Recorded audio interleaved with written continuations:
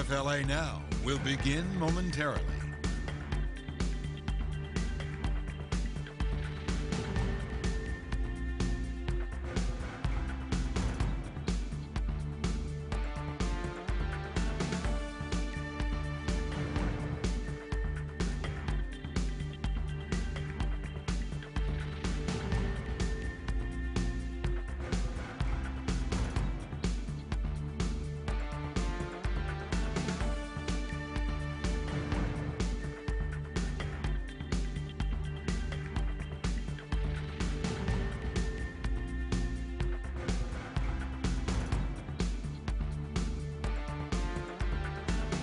WFLA Now will begin momentarily.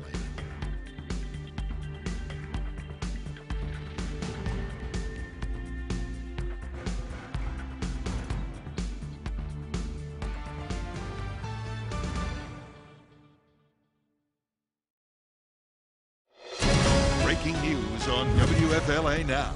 Here's JB Buno.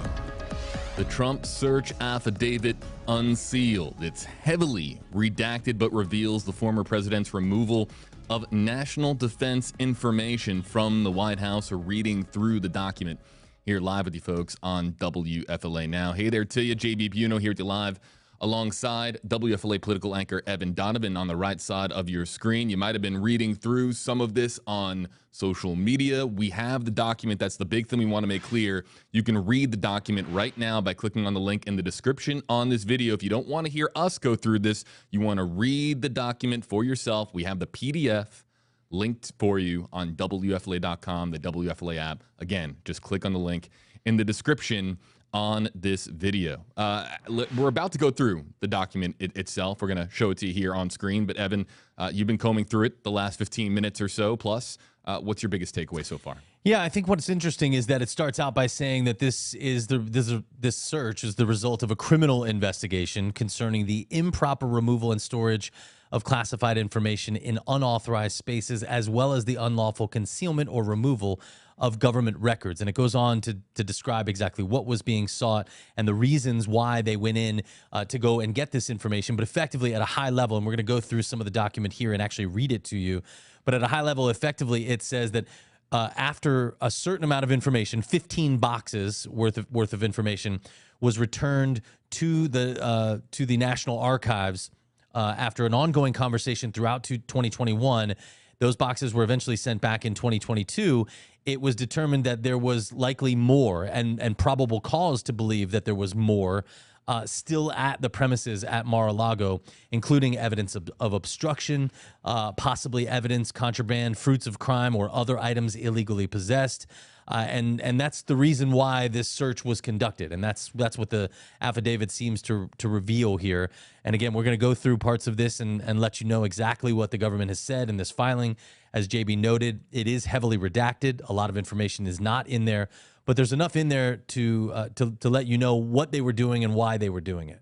So as we look here at the document, again, available to you to read for yourself on WFLA.com, we're going to go through it as thoroughly as we can, but also go to the points, of course, that are most important for us to communicate to you over this live stream.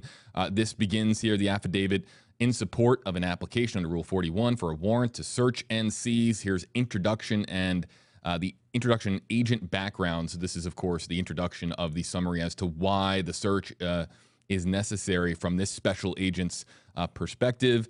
It goes, the investigation began as a result of a referral. The United States National Archives and Records Administration sent to the United States DOJ on February 9th, 2022, hereinafter NARA referral. So NARA, for those of you reading the document, that is the National Archives and Records Administration, a massive, of course, department of the government, our federal government, in charge of course, keeping records safe and ensure that they are properly stored for use by government officials. It goes into here. Well, I think part of what you're saying there is really important. So this referral came from the National Archives. So the National Archives have been working with the president, former President Trump, and his attorneys about returning documents that they believe had been taken from the White House. That resulted in 15 boxes of information being sent to the National Archives. And what they found when they came back to the National Archives in January earlier this year was, among other things, highly classified documents intermingled with other records.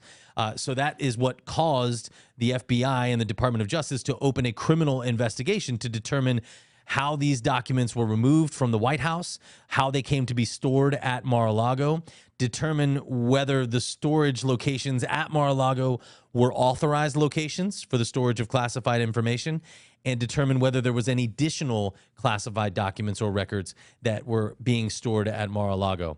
And that is what began the FBI's investigation into these possible records that were at Mar-A-Lago. This section 3 here is particularly important. The FBI's investigation has established that documents bearing classification markings which appear to contain national defense information, NDI, were among the materials contained in the 15 boxes and were stored at the premises in an unauthorized location. Then it's a redacted portion here. Continuing. Further, there is probable cause to believe that additional documents that contain classified NDI or that are presidential records subject to record retention requirements currently remain at the premises. There is also probable cause to believe that evidence of obstruction will be found at the premises. So the rationale and the evidence that they have to back up these claims that national defense information, further national defense information, was believed to be at Mar-A-Lago and that there was evidence of obstruction, that is all redacted in this document. So any of the details as to what led them to believe that, you're not going to find here. Evan has read through it. I have read through the entire 55 pages, depending, of course, on the size of your font, 55 pages. And it's a lot of heavily redacted pages, Evan, as we expected. I mean, this was something that was widely expected before this document dump here today. One of the other things that's important, I think, is it tells you why this information should be classified. And this is in number 9, JB. So if you keep going, I think you'll see it on the top of the next page. Here it is. Under Executive Order 13526, information in any form may be classified if it falls into one of 3 categories. 1, it is owned by, produced by, or for, or is under the control of the U.S. government. 2, falls within one or more of the categories set forth in the Executive Order: top secret, secret, or confidential, and those are in declining order of importance or content. And 3 is classified by an original classification authority who determines that its unauthorized disclosure reasonably could be expected to result in damage to national security. Then it goes through some of the reasons why those documents or what the definitions of those levels of classification would be. Again, top secret, secret, confidential. And then it begins to talk about the types of information that you have: special intelligence, human intelligence, intelligence obtained through the Foreign Intelligence Surveillance Act. These are all legal definitions, too, that they're going through here in 15, 16, these additional sections here. Yep. And I think then it goes through the U.S. code that covers the keeping or the unauthorized keeping of these documents. You could be in prison for more than 20 years under one of these sections of U.S. code. 3 years according to another section. So it's laying out here why this is important for them to go get these documents. But this is the part I think we should go to, which is number 24, probable cause, down at the bottom of page 7. So the NARA referral is from the National Archives and Records Act, I believe is the second half of that, but effectively the National Archives. On February 9th, 2022, so that's a couple weeks after the original 15 boxes of information had been sent back from Mar-A-Lago to the National Archives, the special agent in charge of NARA's Office of the Inspector General sent the referral via email to DOJ, that's the referral, stating that according to NARA's White House Liaison Division Director, a preliminary review of the 15 boxes that Trump and his attorneys sent back indicated they contained, quote, newspapers, magazines, printed news articles, photos, miscellaneous printouts, notes, presidential correspondence, personal and post-presidential records, and, quote, a lot of classified records. Of most significant concern was that highly classified records were unfolded, intermixed with other records, and otherwise improperly identified. You continue to go down here. On February 18th, The Archivist of the United States, Chief Administrator for NARA, stated in a letter to Congress's Committee on Oversight that NARA had ongoing communications with representatives of former President Trump throughout 2021, which resulted in the transfer of those boxes. NARA has identified items marked as classified national security information within the boxes. The letter also stated that because NARA identified classified information, NARA staff has been in communication with the DOJ. That letter was then made public, and it tells you where you can see it. On February 18th, the same day, the Save America Political Action Committee posted the following statement on behalf of Trump. The National Archives did not find anything. They were given, upon request, presidential records in an ordinary and routine process to ensure the preservation of my legacy and in accordance with the Presidential Records Act. That's and then this it has, here. Yeah. And then it has this, what is effectively the statements that the president has been putting out, typically via email. You can get on that email list, by the way, if you want to receive all the president's statements. He also makes statements on Truth Social, his own social media app. But then it goes down to a largely redacted section here, JB, and it's really pages worth of redaction here. I'm just going to let this kind of scroll automatically to give our audience an idea as to just how much of this middle section where really the information that people really want to know, the reasoning, the evidence, what they had on the former president as to how they were able to find out that there was so much information allegedly on the premises on the Mar-A-Lago property that was taken from the White House in violation of federal code. That's all this redacted information that you see here. Yeah, but this section is also interesting. Let's get to that in just a second. If you go up to 30, before that redaction. May I make really a quick point? Sure. If I may. Yeah, of course. That was it right there. That was it. Yeah, no, hold on. I want to show you. There's one particular word here that I thought was interesting in section 24. Of most significant concern, here it is here. Of most significant concern was that highly classified records were unfolded, intermixed with other records, and otherwise improperly identified.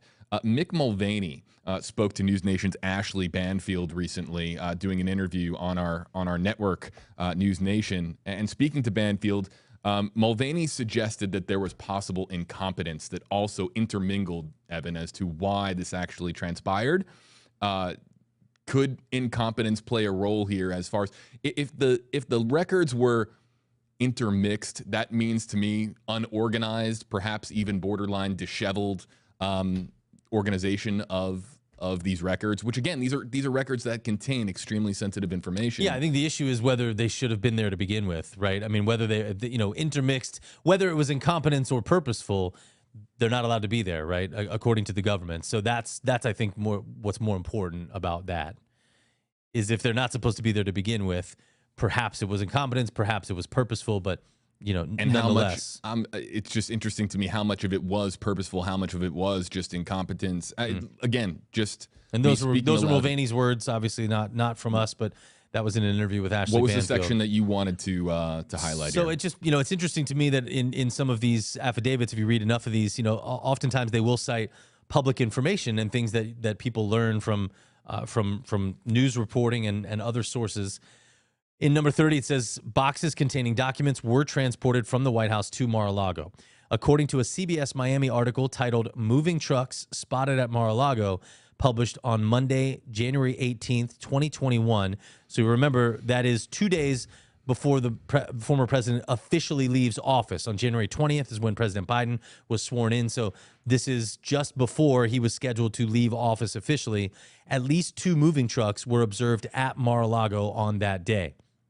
Then a heavily redacted section. And again, remember, the Department of Justice fought against releasing this affidavit at all. They didn't want this information to come out. They thought it might jeopardize both this investigation and future investigations. The judge found that there was enough public interest to say that they needed to release some information, even if redacted, because the public had a right to know some of this. And that's how we got this document here today.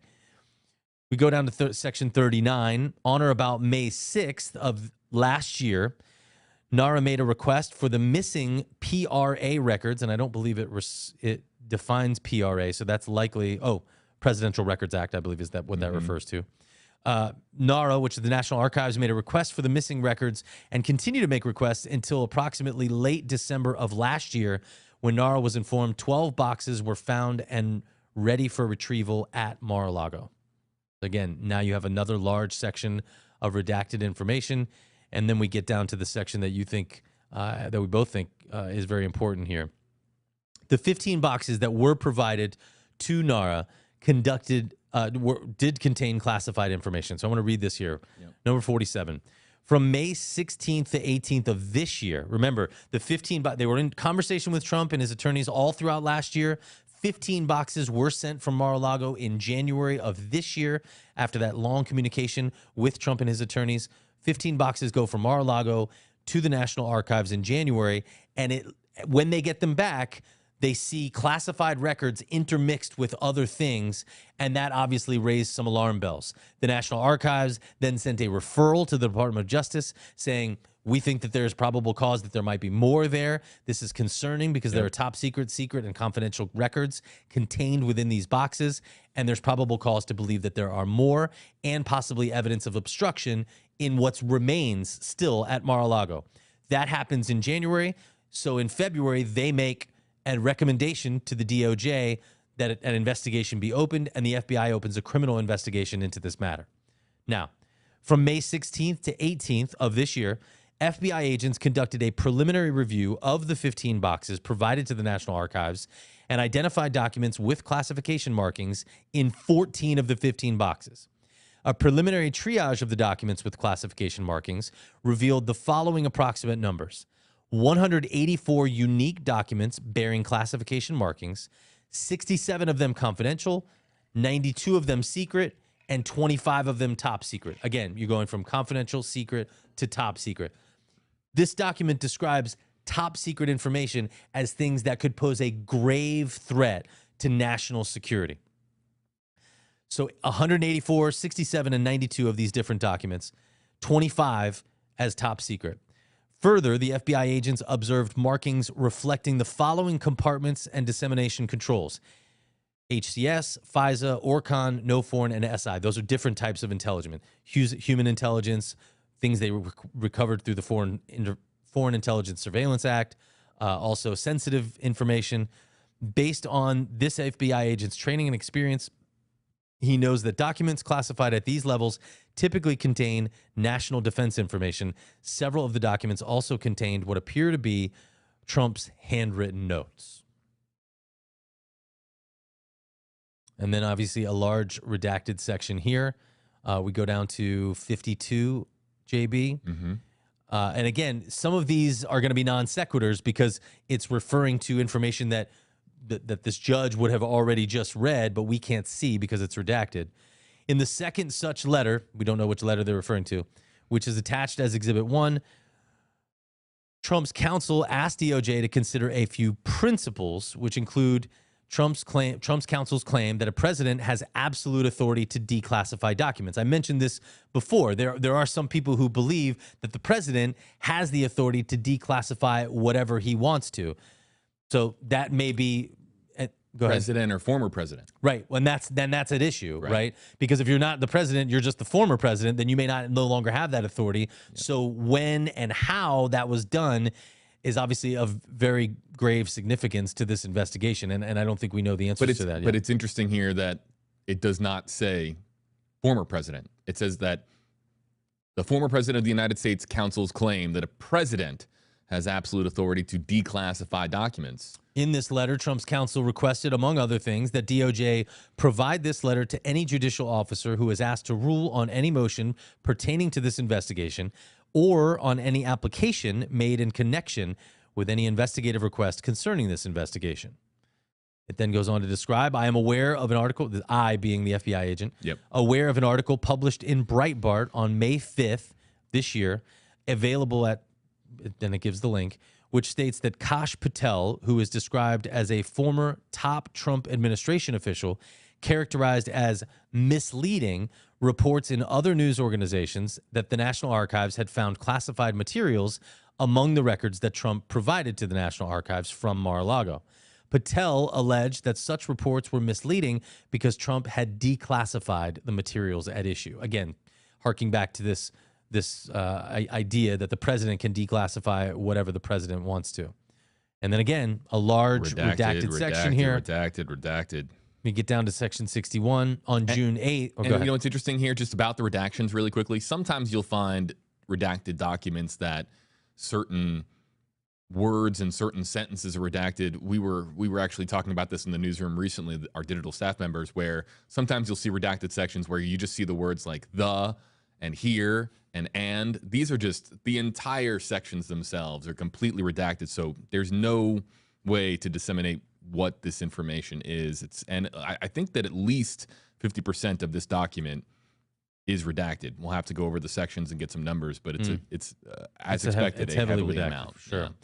On June 8th, DOJ counsel sent Trump's counsel a letter which reiterated that Mar-A-Lago, and again, I'm interpreting here for you based on the way they've defined this. So when they say premises, they mean Mar-A-Lago. So you might, and when they say F POTUS, they mean Trump. So, I'm sort of interpolating that for you. Former president of the United States. So DOJ's attorney sent Trump's attorney a letter which reiterated that Mar-a-Lago is not authorized to store classified information and requested the preservation of the storage room and boxes that had been moved from the White House to Mar-a-Lago. Specifically, that letter stated in relevant part, as I previously indicated to you, DOJ's counsel, Mar-a-Lago does not include a secure location authorized for the storage of classified information. As such, it appears that since the time classified documents, redacted, were removed from the secure facilities at the White House and moved to Mar-a-Lago on or around January 20th, when Trump was leaving office last year, they had not been handled in an appropriate manner or stored in an appropriate location. Accordingly, we asked that the room at Mar-a-Lago where the documents had been stored be secured and that all of the boxes that were moved from the White House to Mar-a-Lago, along with any other items in that room, be preserved in that room in their current condition until further notice. So effectively saying, look, that is not a secure room. You need to keep things there. You need to secure it, and then we'll handle it as soon as we can get there. What does that mean? So what they are saying is that the room isn't secure. What are the standards of a secure room for national defense information and top secret potentially top secret documents? I mean, you heard it. You see it earlier in the document. They call it a SCIF, and this was you probably might have heard that term during the impeachment trials. The SCIF is a secure facility for reviewing classified documents, and there are, I'm sure, many requirements that must be met in order to keep and display classified documents in such a manner. And effectively, DOJ's counsel is saying Mar-a-Lago doesn't generally qualify, and particularly the storage room where you're keeping these at Mar-a-Lago does not qualify in the manner in which they're being kept.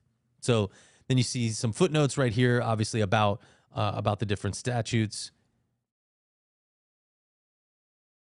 Trump's counsel sends an email on June 9th saying, stating that they received this letter. And again, just massive amounts of this document that are redacted here.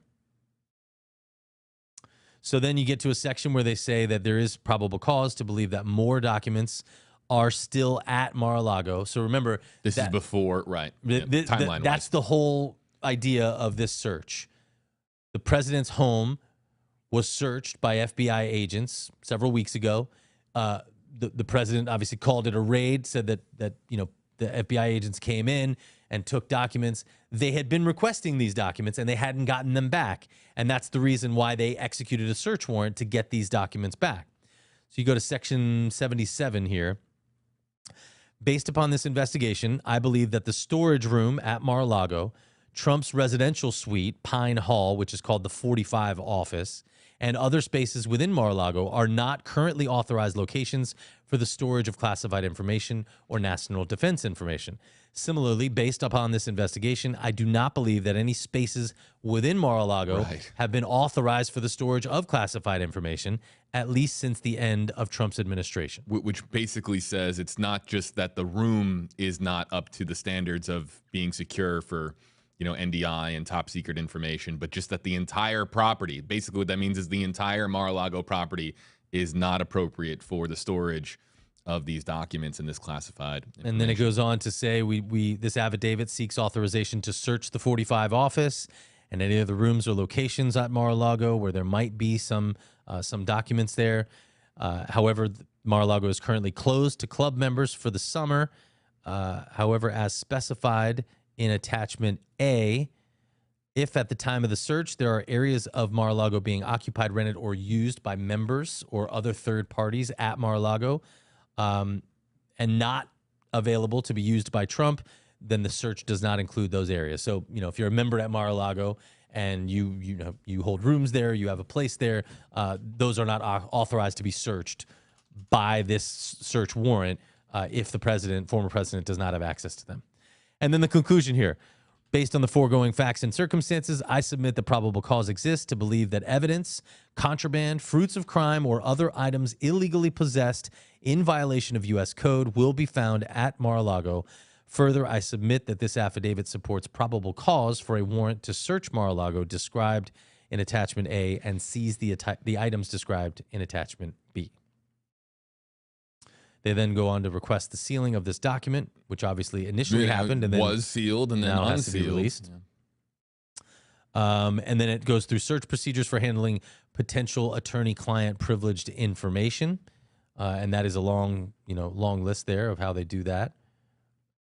It has the magistrate judge's U.S. magistrate judge's name here is in the document, but not the FBI agent. And then we go through Exhibit 1, and these are the letters that were sent from the attorneys back and forth to each other.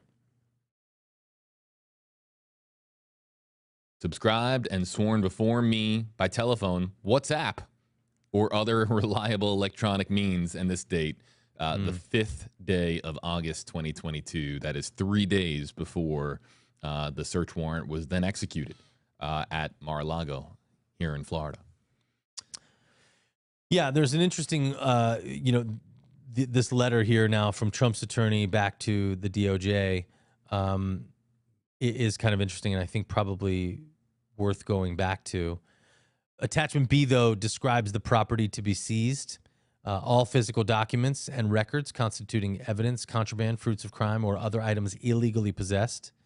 Any physical documents with classification markings, including containers and boxes. Information, including communications of any form regarding the retrieval, storage, or transmission of national defense information or classified material. Any government or presidential records created during Trump's term. And any evidence of the knowing alteration, destruction, or concealment of any government or presidential records or of any documents with classified markings. And remember, that refers to the fact that there were some allegations, possibly some evidence, that the president had illegally gotten rid of some documents or had destroyed them. We'd heard those rumors by members of staff in his administration, throughout his administration. But this especially is saying that they do believe that that is a possibility of what they will find. I want to go back to the letter sent by Trump's attorney, and I want to make this clear to our audience. We're about to start taking in a few moments here your hashtag Hey Evan, hashtag Hey JB questions, your comments. We're going to keep the train on the tracks, as we say, as far as the comments. So anything, of course, that is pertaining to the subject matter at hand. And of course, we're going to animate those comments on screen only if you use hashtag Hey Evan or hashtag Hey JB. These results on the center of your screen, you might have noticed them. We started populating these results at the beginning of the live stream, and we animated them a short time ago. We're asking you, and perhaps this is a good question for our audience to use hashtag Hey Evan or hashtag Hey JB. Should the former president of the United States, Donald Trump, be charged if he took top secret documents illegally? On the center of your screen, I don't have a way to animate YouTube results. We have two polls, YouTube and Facebook. And these are your Facebook poll results. And I mentioned that we have two polls because the audiences, as we've noted here on streams in the past, we have different audiences. The Facebook audience is different than the YouTube audience. And I can tell you that the YouTube results right now are very different than the Facebook results. But we'll talk more about that in a second. You can start using hashtag Hey JB or hashtag Hey Evan, and we'll start to get some comments going here in the queue. Evan? So let's read this letter from one of Trump's counsel, one of Trump's attorneys, to Jay Brad, who is the chief of the Counterintelligence and Export Control Section at the DOJ. Dear Jay, I write on behalf of former President Donald Trump. Public trust in the government is low. At such times, adherence to the rules and longstanding policies is essential. President Trump is the leader of the Republican Party. The DOJ, as part of the executive branch, is under the control of a president from the opposite party. It is critical, given that dynamic, that every effort is made to ensure that actions by DOJ that may touch upon the former president or his close associates do not involve politics. There have been public reports about an investigation by DOJ into presidential records purportedly marked as classified among materials that were once in the White House and unknowingly, he says, included among the boxes brought to Mar-A-Lago by the movers. It is important to emphasize that when a request was made for the documents by the National Archives and Records Administration, Trump readily and voluntarily agreed to their transfer to NARA. The communications regarding the transfer of boxes were friendly, open, and straightforward. Trump voluntarily ordered that the boxes be provided. No legal objection was asserted about the transfer. No concerns were raised about the contents of the boxes. It was a voluntary and open process. Unfortunately, the good faith, and again, this is from Trump's attorney. I'm not verifying the veracity of what he's saying. I'm just telling you what he said. Unfortunately, the good faith demonstrated by President Trump was not matched once the boxes arrived at National Archives. Leaks followed, and once DOJ got involved, the leaks continued.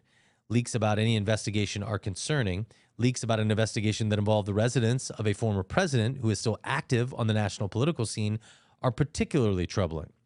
It is important to note a few bedrock principles. And again, this is Trump's attorney writing to a DOJ attorney. 1, a president has absolute authority to declassify documents. Under the U.S. Constitution, the president is vested with the highest level of authority when it comes to the classification and declassification of documents.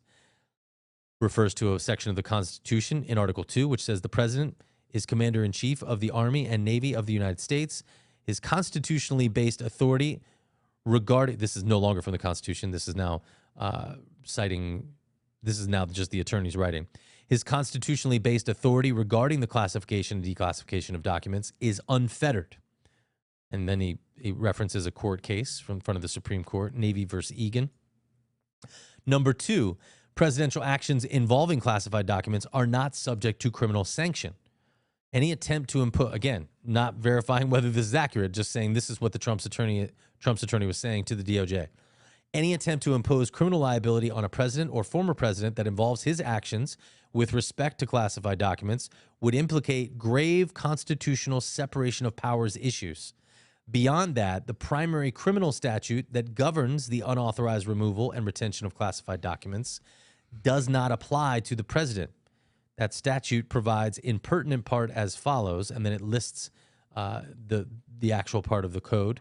Whoever, being an officer, employee, contractor, or consultant of the United States, and by virtue of his office, employment, position, or contract, becomes possessed of documents or materials containing classified info, knowingly removes such documents or materials without authority and with the intent to retain such documents or materials at an unauthorized location, shall be fined under this title or imprisoned for not more than 5 years or both. It goes on to describe why the president is not subject to that or how that person should be charged. DOJ, number 3, must be insulated from political influence. Number 4 was DOJ must be candid with judges and present exculpatory evidence. Let's go back to 3. According to the Inspector General, one of the top challenges facing the department is the public perception that DOJ is influenced by politics.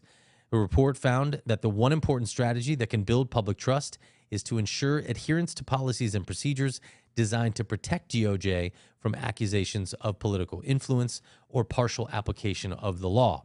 We request that DOJ adhere to longstanding policies and procedures regarding communications between DOJ and the White House regarding pending investigative matters which are designed to prevent political influence.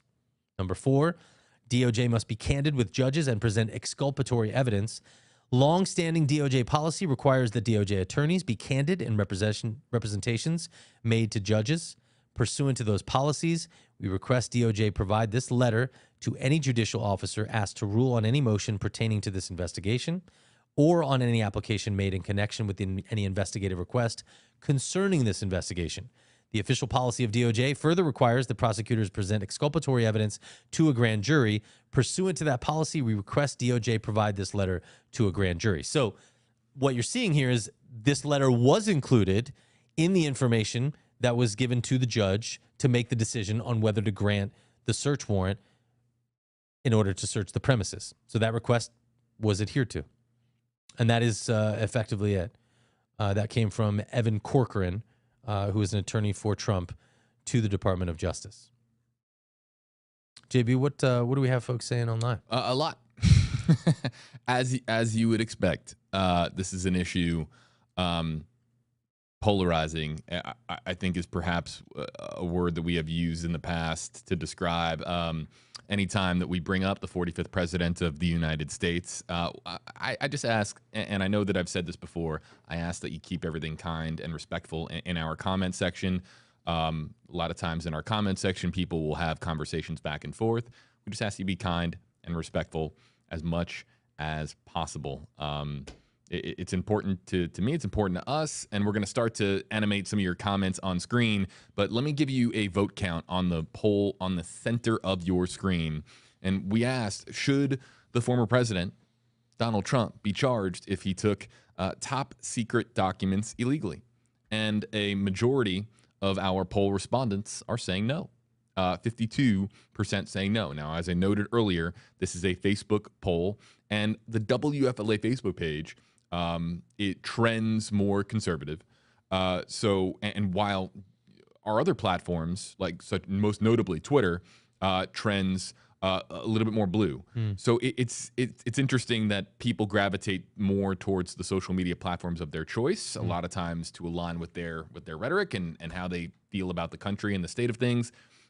We have received this poll on the center of your screen has received approximately 4,500 votes. That's a pretty large, unscientific, completely unscientific social media based poll, but pretty significant nonetheless. Let me just quickly, we asked the same exact question on YouTube.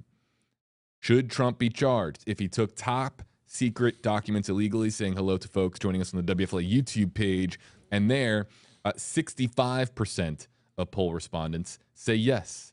35% say no. So it just talks about a little bit the difference between our various social media platforms. But if you pooled all of these votes together, we're right around 50-50 because we have way more votes on Facebook than we do on YouTube. So we're right there at about 50-50 between whether or not the former president should be charged if it is determined that these documents were taken from the White House to Mar-A-Lago and done so in an illegal fashion. Whenever you're ready for comments. Go ahead, yeah. Well, I was going to say the remainder of the document basically just describes why this document should be sealed, how witnesses could face intimidation, people could be put in danger. And obviously, we've already seen that. There was an attack on the FBI field office in Cincinnati just a few weeks ago where the suspect specifically referenced this raid on Mar-A-Lago as one of the reasons for the attack. So, this is concerning, obviously, because I think we're starting to see an increase in attacks on law enforcement as a result of this and many other issues. When I'm looking over here, by the way, folks, on this screen, and I can show you from the stream center here, when I am looking over here at this screen and my eyes are traveling this way, it means I'm reading your comments on Facebook and YouTube. We're going to spend the next 15 minutes just taking your hashtag HeyJB, hashtag HeyEvan questions and comments. We're going to try to feature some comments from both sides of this argument.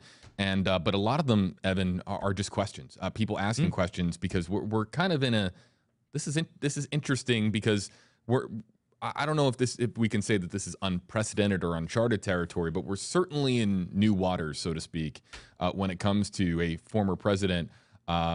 Certainly in modern times. Yes, in modern times, taking top secret documents and bringing them to his. But remember, I mean, presidential records and it was a big issue in the Watergate. Sure, the Watergate issue. Watergate has not been far from my mind as we've been talking about this. Let's bring up some of the comments, some of the questions from folks joining us. Let's start with Kidney Lopez, hashtag HeyJB. Wouldn't anyone else go to jail for a crime like this? I mean, it's too secret. Is the comment here from him. Let's get to this one.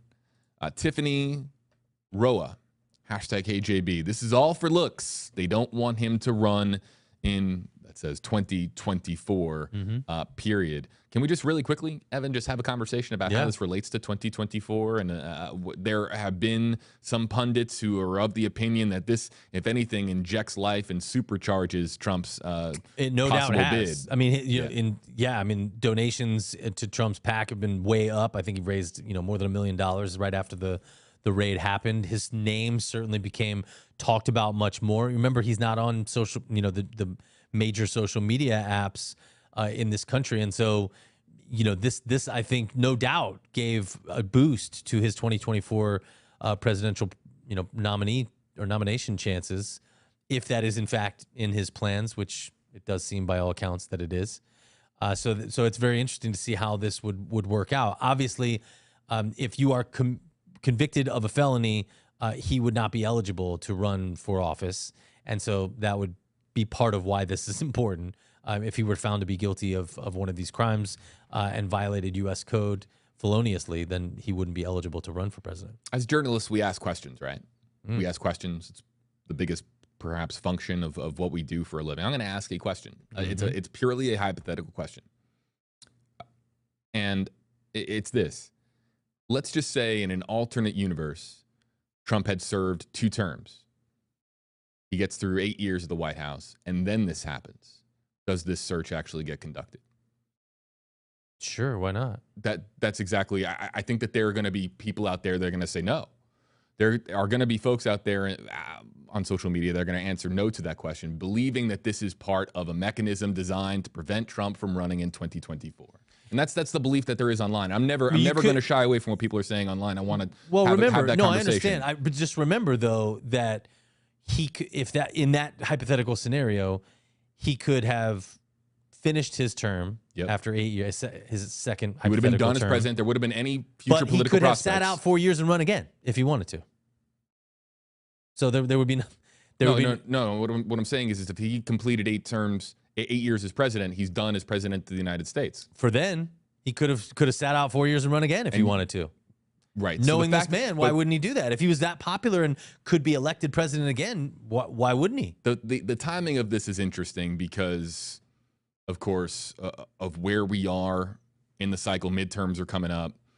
And so, look, one of the things that is going to be very interesting about this is the reaction online and how Republicans across the party, various sections of the party, what their responses are going to be to this affidavit, and how they feel about a former Republican president removing top secret documents from the White House and bringing them to a unsecure location.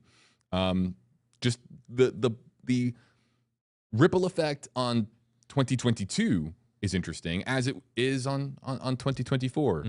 I think is interesting. Lindsay Firster, hashtag HAB. If there's enough evidence that a federal crime was committed, why would we not support charges? And this is going back to the question from our poll, which is still at a 48-52 split, despite we're now getting to 5,000 votes. But getting back to Lindsay's question, what Lindsay is asking is that how are 52% of people voting no? If there's if there is evidence that top secret documents were illegally taken from the White House, is the president? I mean, look, is the president above the law? Does the president does he have immunity? If the documents were declassified to the president and they were removed from the White House and taken to Mar-a-Lago, does that? Do you understand? I mean, yes, I do understand. If he declassified them and did it appropriately, which and there's been, you referenced Mulvaney's interview. There's been a number of interviews with former Trump staffers about who've weighed in on this, who obviously know more about the subject than most people. If it was done correctly and in the appropriate way, then it wouldn't be illegally, right? So I think that the issue here is that the DOJ and the FBI are saying that this is concerning because it was illegal. So I kind of agree with Lindsay. I mean, if there's evidence that a crime was committed, I don't care who you are, you should be charged with a crime. It doesn't matter who you are, right? That is the reason. The thing that makes us different from other countries, at least we like to think so, is the rule of law. and that no one is above the law. And what happens in a lot of other countries is that presidents, dictators, rulers, whoever it is, believe that they are above the law and they operate in that manner. And so I think that's what's at issue here, is that if we believe in the rule of law, then it applies to everyone. How about this one? Let's go over to YouTube. Saying hello to our YouTube audience. This one is interesting from DRMMVR, #KJB. Trump, already 76 years old. How serious is any criminal litigation? If charges were filed against the president for the taking of the illegal removal of documents from the White House to Mar-A-Lago, and those charges are filed, Evan, what impact does that have on his ability to run in 2024? If he had been charged with a crime? Yes. Not convicted, just charged. I would have to check statute. Yeah. I mean, we're talking about, now we're really getting into uncharted territory, especially in modern American history. Certainly. I don't believe, don't quote me, but I don't believe simply being charged with the crime prevents you from running. Convicted. I think it has to be a conviction. But again, I would have to check statute to be sure. JMAT904, #KJB, no one is above the law, is that comment. Let's come back over to Facebook. And Laura Stillwell, #KJB, absolutely, he should be charged. He had put the entire country. Our, I think she meant our. Yeah, our entire country, not county. Our country in jeopardy. And really, 25 top secret documents we're talking about here. Stephanie Hahn, this is an interesting question. #KJB, why did it take them a year and a half since Trump was president to do the search? If the documents are so secret, wouldn't they have someone check it at what they are taking before leaving office? Right. I mean, it's a great question. So first of all, to answer your first part, the National Archives was in conversation with Trump and his attorneys throughout all of 2021. That's what we learned from this affidavit. And I think we learned that actually from a previous release of documents. That conversation was ongoing from January until late December, until this first shipment of 15 boxes arrived at the National Archives. So, and the Trump attorney had described those as open and cordial conversations about the return of those documents. So it didn't take them a year and a half. You could say it took a year, but they were asking for the documents back, and then they got the documents back about a year after he had left office. I understand Stephanie's point. That's not quick enough. If they were very top secret documents, shouldn't have taken a year. But I'm not sure that they knew what was there. They were asking for these documents, didn't know what exactly they were going to find. And then they got these 15 boxes, which described as 15 boxes back throughout this affidavit. And then her second part here, if documents are so secret, wouldn't they have someone check at what they're taking before leaving office? Who would check, right? If you're the president, then you control the executive branch. The Department of Justice, while it is supposed to be an independent authority and the Attorney General is supposed to be acting independently, technically the Department of Justice is underneath the office of the president. So it's not like FBI agents come to the White House and watch what you take out like it was your last day of work at your job, right? Which is a relevant topic. But it's not like people come to your office and say, hey, this is what you can and can't take. They're not, I don't get the impression that they're standing over the president as he is leaving office, deciding what he can and can't take. And so I think that kind of answers your question. Who would have done that? Who would be the entity that would make sure that the president wasn't taking anything that he shouldn't? Desiree with this comment, #KJB, #KEvan. This is not an episode of The Office. The president can't just declare it declassified. There are many, many steps to that process, especially top secret, compartmentalized documents is what Desiree is saying. That's just one of the other comments that we have. One more time. Should Trump be charged if he took top secret documents illegally? We are holding, we have now 5,262 votes and counting, and 48% say yes. 52% say no. So that's a majority of the poll. Folks, we're going to do, well, let me explain how this is going to work from here. I'm going to borrow Evan for a little bit longer. For those of you joining us on Facebook Live, we're about to wrap up our stream. For those of you who want to be part of a little bit of a special conversation I'm going to have with Evan here in just a second, hop over to YouTube, the WFLA YouTube page. In fact, let me kind of put that link, if I can, in the description on this video. We have to make room on Facebook for another stream. So on Facebook, in the comments section on the WFLA Facebook page, I'm going to put a link to our continued conversation on YouTube. We hope you'll join us over there. For those of you joining us on Facebook Live, you can read the document right now. We have a PDF of it, the Trump Mar-A-Lago search affidavit. Just click on the link in the description on this video. It'll take you over to WFLA.com. The conversation continues for just a little bit longer on the WFLA YouTube page. Thanks for joining us on Facebook Live. Okay, back here with you from the Stream Center. Evan knows what this is about. So, Evan. Yes. Sad news. You just, you know what? Why don't you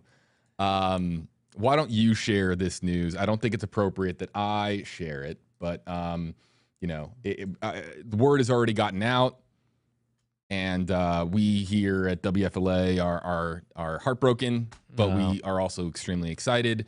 So, well, I'm heartbroken too. I am leaving the station. Wish I didn't have to, but you know, sometimes you got to go where your work is valued, and you know, so we're going to be leaving and leaving the area. Unfortunately, we love Tampa Bay. We'd love to come back someday. I really hope that happens.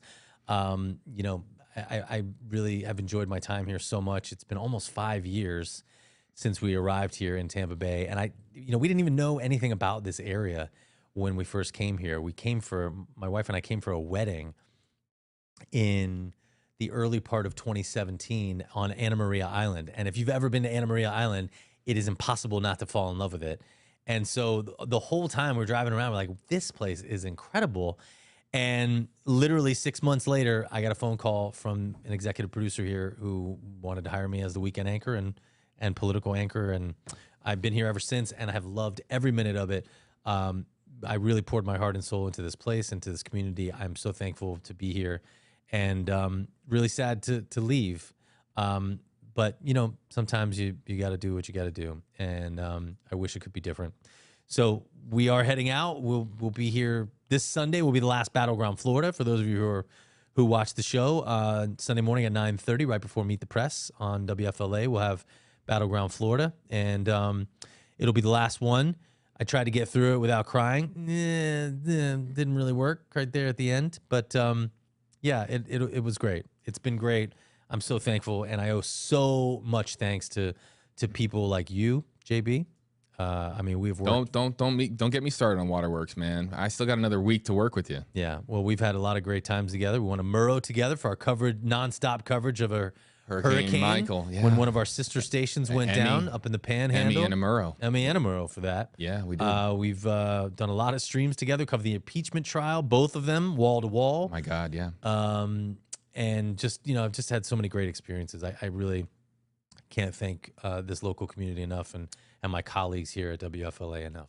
This is a live view from outside Tampa Bay, which is also very, very upset right now that Evan is making this announcement. I want to do kind of a little debrief with you if we can just kind of talk. Sure. First of all, can we make some breaking news? Can we make some breaking news? Where are you going? Come on. Are you ready to announce it yet? I can't officially say. You can't announce it. It's not. I mean, I feel like people are going to be disappointed. It's not like I'm going to Fox News or you know, NBC or anything like that. I wish I was, but no, maybe someday. No, it's we're just staying in the business, but a little closer to home.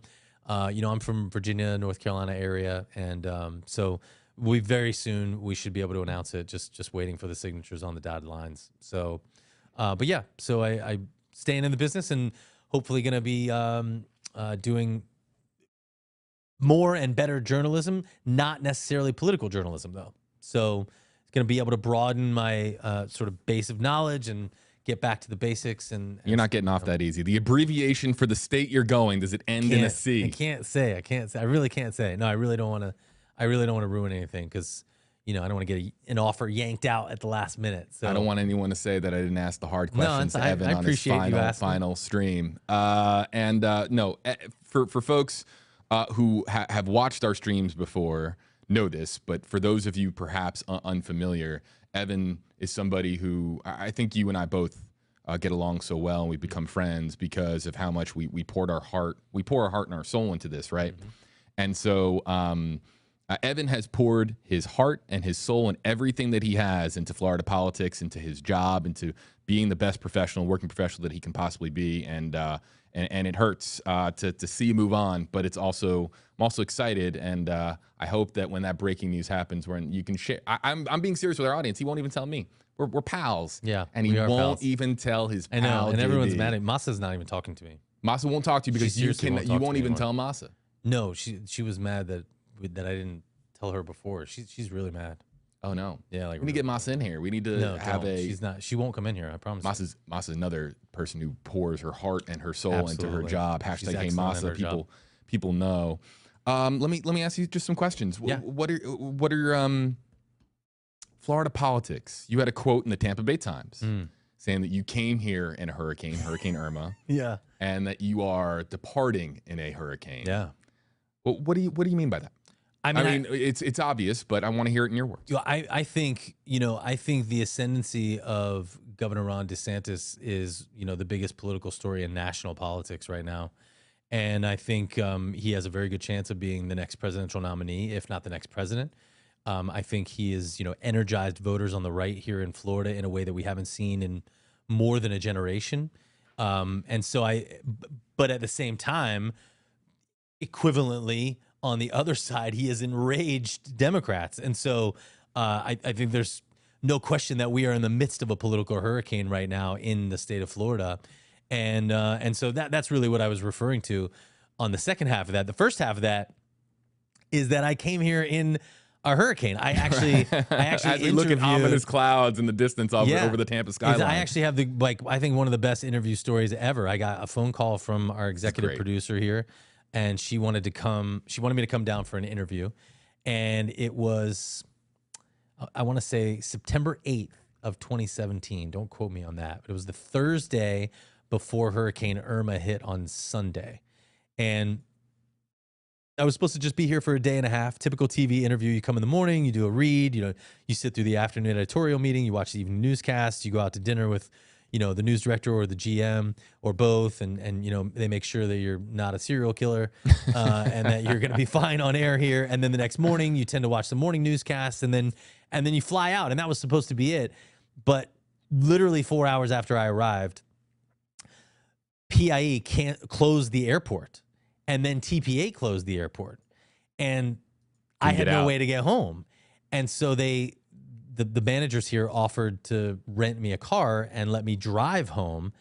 And by the way, with the entire rest of the state of Florida, which would, who was all driving out of the state at that point in time. I said, I called my agent and said, are you cool with me giving them a tryout? And he said, yeah, go for it. It could only help. So I went to them and said, hey, I got in this business to go into the storm, not go away from them. And so I said, use me. I'll do whatever you want. I'll go out in the field. I had only had clothes for a day and a half, so I had to go to Walmart and buy the essentials just to make it through the weekend. But they wouldn't let me go out in the field, obviously, because that probably would have been a huge liability. But they did let me stay here and report, and they actually ended up putting me on air before I ever even worked here. Yeah. And so during that weekend, we were wall to wall, 24/7 coverage, which is what happens in a storm because there is some news, especially in politics, that does affect everyone, right? Because with the passage of laws and things, but there's very little news that is as important and urgent and can be dangerous as impending weather news. And so when something like that happens, especially in the state of Florida, you're going 24/7 live on air, no commercials, no nothing. And so we were split into two teams, the red team and the blue team, morning and nights. I got put on one of the teams. We're sleeping in the studio, in the alternate studio, on cots. And it was wild. And I was standing, all of this, and you're not an employee and of I wasn't the even an station. employee. And I was standing at the newsroom camera doing, I was doing power outages. That's what they had me doing, updating people on power outages. And people who work here had worked here for 30 years. We're walking by, I'm like, and then I would get off air and they'd be like, hey, so who are you? And why are you on our air right now? Yeah. And then I had to kind of explain it. And so 5 days, I was here for 5 days on an interview, literally here in the studio, sleeping here. And by the end of it, everyone was like, well, you kind of have to give him the job now. So it worked out. It's funny how it all worked out in the end, but you quite literally came here during one of the biggest hurricanes on record. Hard to believe that was 5 years ago. The anniversary of Hurricane Irma, 5 years ago. It's crazy. 5 years next month. And yeah, I came here a year later. So Yeah. I'm coming up next Next year, it'll be 5 for you. next wewe is 4 years for me at FLA. Wow. Yeah. That's wild. That's wild. So you and I got here around the same time. Yeah. Let me ask you this question. You and I, we talk so often off camera about the state of the news industry. I want to ask you on camera while we have the opportunity to do so, because I can't, I never get to talk to you about this type of stuff on camera. Right. What are the challenges that journalists face today? And the news industry has, let me just make this clear to our audience, has dramatically changed over the last 15 years. 20. You could say last 5. I mean, really any increment of 5. I mean, the way that the internet and social media has transformed newsrooms across the country, as well as made the roles for journalists, given reporters more to do than ever before. If it would be actually fascinating to have one of those cameras, like a wake up with Evan, what you do, even with your wife and your kids at home, like what you do on a minute by minute basis on a normal day. People would be blown away by how much goes into a reporter's day to day to get their job done and contribute to shows, contribute to online, contribute to social media, and somehow maintain work-life balance. What's the hardest part? No such thing, first of all. I mean, I think the work-life balance is horrific right now, and I think everybody's feeling that. I think a couple of things. So I think it's really important that we get back to doing quality journalism, and it's very difficult because, as you mentioned, there's so many more shows, there's so much more content. When you're not doing something for on air, we're expected to come in here and do things for a digital stream, which never ends. It's always on. You know that. Yep. You come in all the time when you're already off and sitting at home to go live on a stream just because there's some breaking news that's happening. I had a plate of noodles in front of me when the Trump Mar-A-Lago search news broke, and I rushed in. I remember seeing you. Yeah. And so, I think we've got to fight for a better balance. I think we have to get back to the basics and really start to go back to, providing quality journalism. And I think, there's a couple different issues. One is that's hard to do. It's always been hard to do. It's always about nuance and trying to make sure that you're representing things in the most fair and accurate way possible. Because remember, everything that we do is subjective. If I interview somebody for 5 minutes, I only have a 1 minute time slot. By nature, what I'm putting on air is not everything that person said. And so you have to trust that the journalist is giving you basically the feel and the nature of what that person said and not taking it out of context. And that's why people always ask me, who do you watch? What stations do you watch? I watch individual journalists. There are people that I trust more than others and entities and more than entities. I think you got to find people that are giving, and that doesn't mean they're not going to make mistakes. That happens. Everyone makes mistakes. It's just that when we make them in our business, they tend to be more glaring and more obvious and more embarrassing, because they're recorded and they're on television or they're on the internet.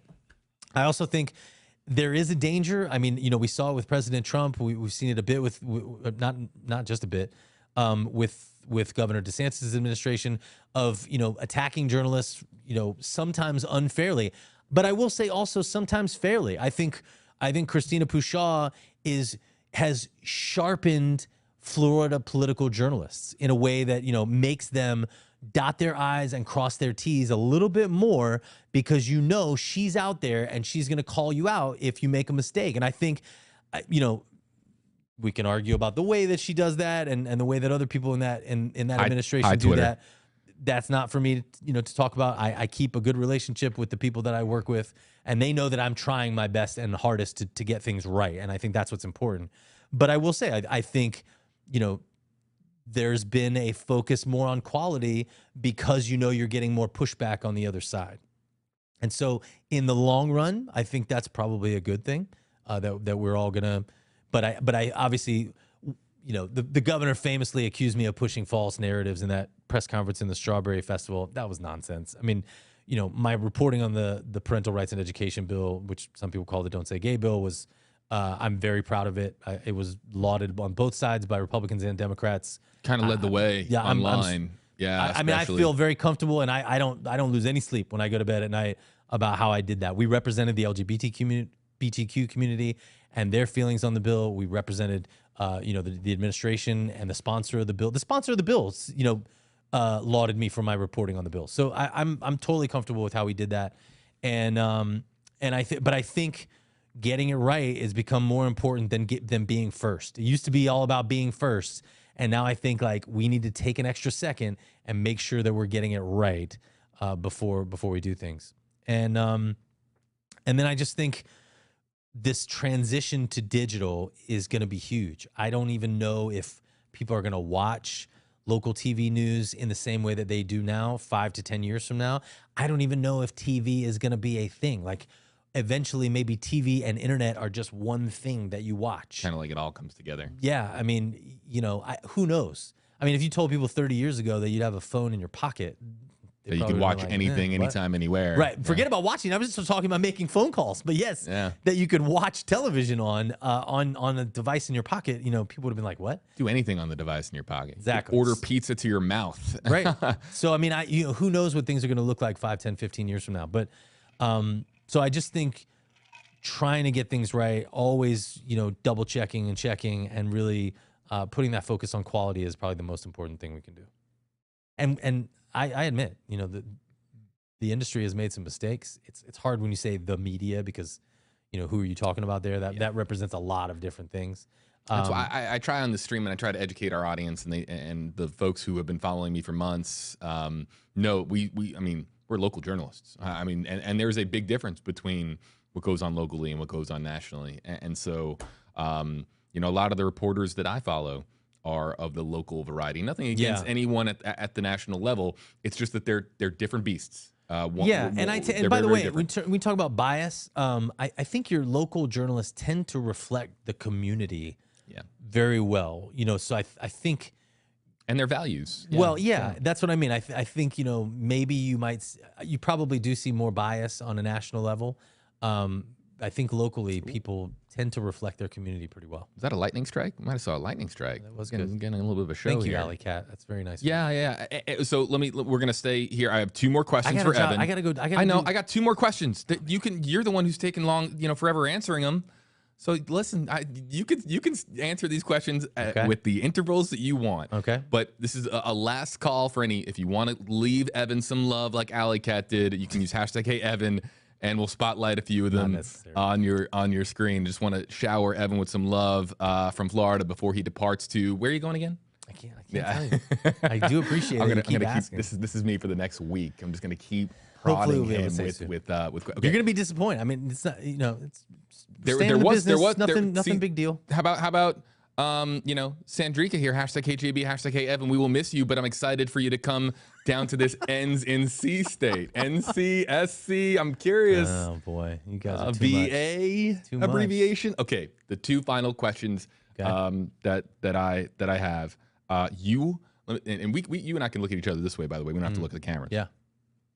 Welcome to the stream center. By the way, where of course we can, you know.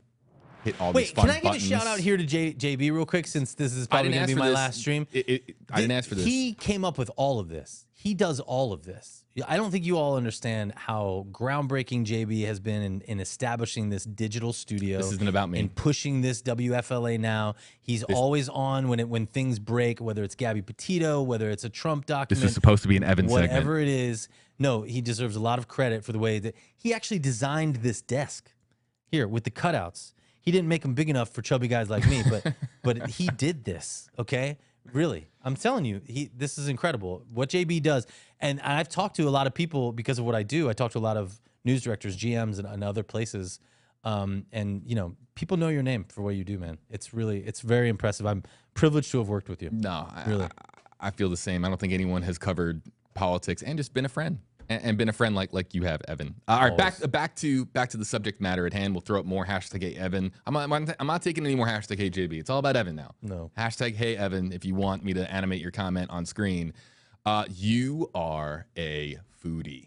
Yeah. Oh yeah. You're a major foodie. Yeah. I didn't get this gut just by drinking water. You did 5 years here. Mm-hmm. Give me a letter grade for food in the Tampa Bay area, and give me an establishment that you are really going to miss when you move to. Where are you going again? Very funny. Okay, so I think the food in this area is A. An A. Definitely. You give an A. Okay. I would say this. So I'm part Irish, part Italian. Roca in Tampa has been sort of my new favorite. Just an incredible place. It is expensive. You been there, Rebecca? Very special occasion. Haven't made it yet. Roca. You guys got it. Have you been, Jeff? Yeah, it's very hard to get a reservation. Roca. I don't have any connections. I don't carry any cachet here. Clearly, that's why I have to leave. So Roca is amazing. Burns, obviously, like, even if you can't get a reservation there, because obviously I tried to get a reservation before we leave town and I couldn't. End of September is the earliest you could get a Roca, if you guys, man, can we clip this? That was Burns. That was Burns. Oh, okay. Rooster in the Till is spectacular. I mean, just the creativity at that place is unbelievable. And then, favorites, just King of the Coop is some of the best hot chicken that you will have. Chicken, that place is incredible. I really love that. Blind Pig has great wings, great food there. Ava on Howard or in Armature Works, spectacular pizza. I've been to Ava. Really great Italian food. I love going there as well. I mean, we can do this all day. Curry Leaves and Flames are my two favorite Indian places. I love Indian food. I used to live in London, which is like, basically, like Little India. Well, yeah, pretty much. I mean, chicken tikka masala is like the national dish of England. Those places are spectacular. Where else? There's so many. And then I was going to ask you just a final question. What are you going to miss most about Tampa Bay from a non-work perspective? Just what you and your wife and your family have experienced here, other than food. Give me something other than food and work that you're gonna miss about Tampa Bay. Yeah, I really will miss the work. I really will. No, I mean, that's true. I really love what I do. He works hard, folks. The people and the beauty. Like, this place is so gorgeous. Yeah. I really like wherever you go. It's just so pretty. The beaches are incredible. That just the natural beauty of this area, I think, is spectacular. And I feel like I didn't get enough of. I didn't think I was going to be leaving, so I didn't get enough of it. I don't feel like I explored the Nature Coast enough, or or other parts of Florida. I didn't get to go to the Keys while I was down here. No, we had 2 kids while I was here. Yeah. Like, that's basically been my life. But I think more than anything else, more than the work, more than the natural beauty, definitely more than the food, is the people. The people of this area are fantastic. Everyone's really welcoming. I'm from the South, where everyone is very welcoming. And Florida famously is sort of not really the South. Like, the further south you go, the more northern it gets, is the joke, or the other way around. Yep. But I think the people of Tampa and certainly all of the other cities in and around Tampa Bay are just spectacular. I really have been privileged to serve this community. I really hope I did it fairly and accurately, and I really hope that you all appreciated the reporting, and I'm just happy to do it. Happy to have been here. Folks, he's no longer at WFLA, or for another week at WFLA. Evan, where can folks that want to follow you in your career and your big announcement of where you're going next? I think Twitter at Evan Donovan is probably the best place. Okay. Yep. Evan, let me just allow me to just say it has been a pleasure. I get another week with you. By the way, he didn't tell me that he was going to do all this. No, This totally is sprung it on him. It's so inappropriate. Totally sprung it on him. He had no idea. Yeah. But I knew we were going to do this. This is a YouTube exclusive. Love you guys on YouTube, man. Well, I appreciate it, man. From the Stream Center, one more time, a big round of applause. Yeah, our big studio audience. Yeah, we love you guys. You're such a goober. I am. I got just really lame jokes for days. I know. It's going to be perfect when you become a dad. Yeah, we'll see. We'll see when that adventure occurs. Oh, Folks, boy. Evan Donovan's adventure, it continues. Where are you going again? I can't tell you, man. I appreciate it. Follow You keep him asking that. at Evan Donovan, and he'll be here with us another week or so up until the end of the month here at WFLA. So you'll see him on air, perhaps again online as well. Evan, really appreciate you, man. I'll let you get back to work. For You too. all of you who came here for the subject matter at hand, of course, the Trump affidavit, that for you is on WFLA.com, the WFLA app. Click on the link in the description on this video. And of course, folks, give Evan a follow on social media. I'm JB Buna. We'll see you next time on WFLA Now.